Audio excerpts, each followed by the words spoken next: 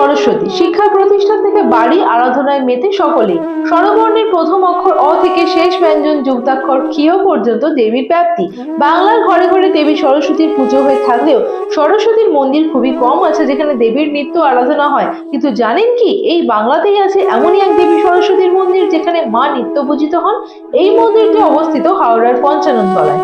পঞ্চানন তলার এই বাড়িতেই বঙ্কিমচন্দ্র ডেপুটি ম্যাজিস্ট্রেট থাকাকালীন বেশ কয়েক বছর ছিলেন।